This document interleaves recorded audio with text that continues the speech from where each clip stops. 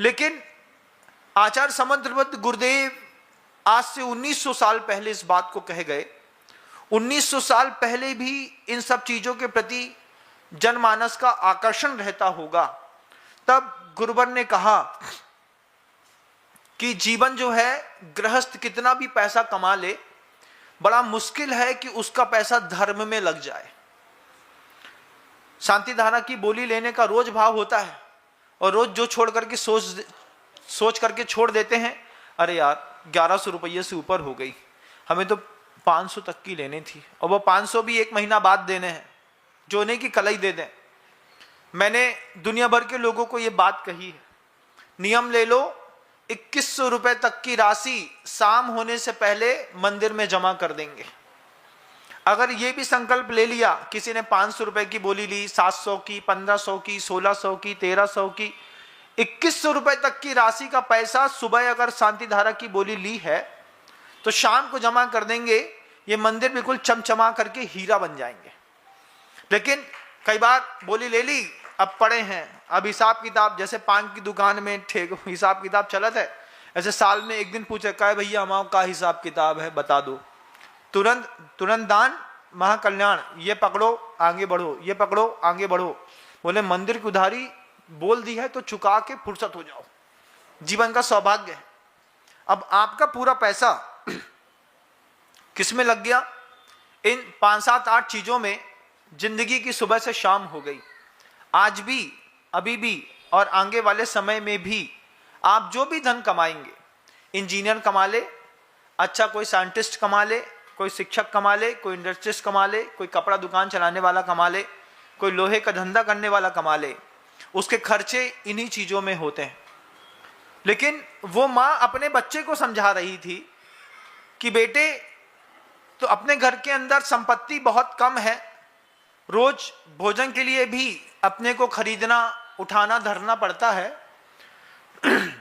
उसमें आचार्य समंतबद्ध गुरुदेव ने कहा है, उच्चैर गोत्रम प्रणतेर, उच्च गोत्र की प्राप्ति नमस्कार करने से होती है, भोगो दानात, और जो भी भोग मिलेंगे इस जीवन में, स्वस्थ इंद्रिय के भोग मिलना भी बड़े सौभाग्य की बात है, वो दान से मिलते हैं। अब सोचिए, कई बार ऐसा होता होगा, घर के अंदर बहुत अच्छा भोजन बनता है लेकिन आपका मन नहीं करता खाने का, हमारी इच्छा नहीं है, अरे खा लो, बहुत अच्छी इडली बनाई है, इच्छा नहीं। माँ ने बहुत अच्छे शुद्ध देसी घी के और खोबे ओट करके रसगुल्ला बनाए, नहीं, क्यों? अभी शुगर 400 है, इतना अच्छा भोजन है, उसकी खुशबू भी खींच लेगा ना तो उसकी 50 शुगर और बढ़ जाएगी। ये क्या है? बोले सब है घर के अंदर, सब है, लेकिन खाने के लिए बाजरे की सूखी रोटी और दाल के अलावा कुछ नहीं है। ऐसे भी परिवार मिलेंगे, डायबिटिक पेशेंट हैं, मालिक, घर का मालिक डायबिटिक पेशेंट है, वो कुछ नहीं खा सकता, उसको ताजी गरम पतली रोटी के साथ दाल का पानी देना पड़ता है, इतने में खाकर के काम चला ले भैया। ज्यादा हुआ तो एक केला जो होता है ना, उसको केला को दूध में नहीं, पानी में गला करके उसको मसल करके और नाक से कहीं, मुंह से कहीं, इधर से छेद कर देते हैं और उसको डाल देते हैं, बस जिंदा है कक्का। क्यों? भोग मिल नहीं रहे हैं, दान कभी दिया नहीं है, संपत्ति अकूत है, अकूत संपत्ति है, लेकिन दान के मामले में निकला नहीं तो भोग सिद्ध नहीं हो रहे। स्त्री आई, आने के बाद कलह कर रही है, वो भी एक भोग और उपभोग का साधन है, तुमको सिद्ध नहीं हो रही, तुमने कभी दान नहीं दिया। तुमको देखना चाहते हो, तुम्हारी आंख में विजन नहीं बन रहा, मोतियाबिंद हो गया, आंख के भोग नहीं भोग पा रहे, तुमने कभी दान अच्छा नहीं दिया। माँ बच्चे, दोनों बच्चों को समझा रही थी कि जब कभी भी दान करते हैं, दान करने से उत्कृष्ट भोग की प्राप्ति होती है। 5 इंद्रियों के विषय आयु के अंतिम समय तक स्थिर बने रहें, महान सौभाग्य की बात है। 5 इंद्रियों के विषय इतने अस्थिर हैं, स्पर्शन इंद्री का, रसना इंद्री का टेस्ट बदलता है ना प्रतिदिन। बचपन में जैसा भोजन करते थे अब वैसा भोजन नहीं करते।